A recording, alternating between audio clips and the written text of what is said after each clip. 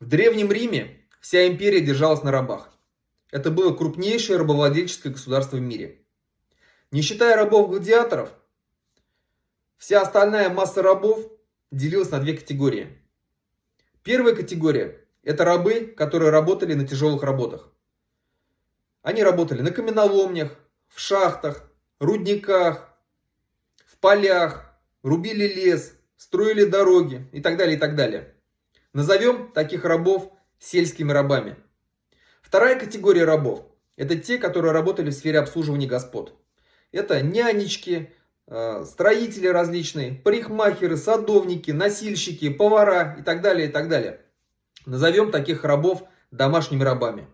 У домашних рабов у них было более лучшие условия жизни. У сельских рабов более тяжелые условия. Из-за постоянного тяжелого изнурительного труда, из-за плохого питания, из-за постоянного, скажем, издевательства со стороны надсмотрщиков, у них была очень высокая смертность. И поэтому такие рабы очень часто поднимали восстание. Если они поднимали восстание, то они понимали, что в случае проигрыша их ждет смертная казнь. Поэтому они шли до конца. Но никогда домашние рабы, которые работали в сфере обслуживания, не поддерживали восстание сельских рабов. Почему? Потому что они жили в более комфортных условиях. Они жили в домах господ, в более теплых помещениях. Они носили более чистую одежду. Они ели объедки со стола господ. Они уже смирились с потерей свободы и довольствовались тем, что у них есть. Они были благодарны своим господам за то, что те доверили им готовить пищу, стирать их одежду, смотреть за их детьми. Им было достаточно просто похвалы со стороны господ, какого-то ласкового доброго слова со стороны господина. И это было им достаточно. Они этим были рады, они были этому довольны. Они смирились со своей судьбой и уже никогда не смотрели в сторону свободы.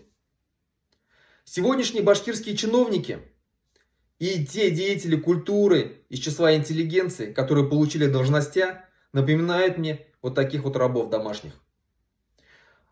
Их зарплаты, их доходы выше, чем у простого народа, что позволяет им жить относительно комфортно у себя в республике. Но по сравнению с доходами их хозяев из Москвы, это просто крохи. Но они имеют хоть маленькую относительную власть, вот эти чиновники башкирские. Они сверху смотрят презрительно на простой народ. Они считают себя выше простого народа.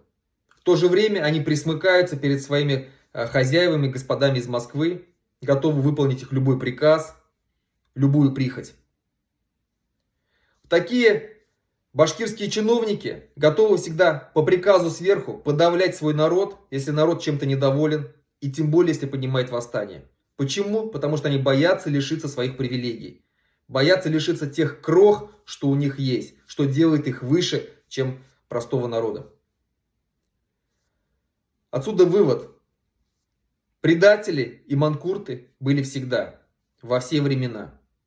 Но их было всегда намного меньше, чем честных и порядочных людей. Честных и порядочных людей всегда было больше.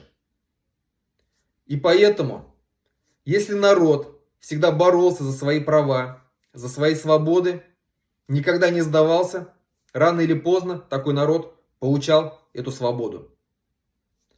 А манкурты и предатели несли наказание. Поэтому не сдаемся, Башкортостан, продолжаем бороться.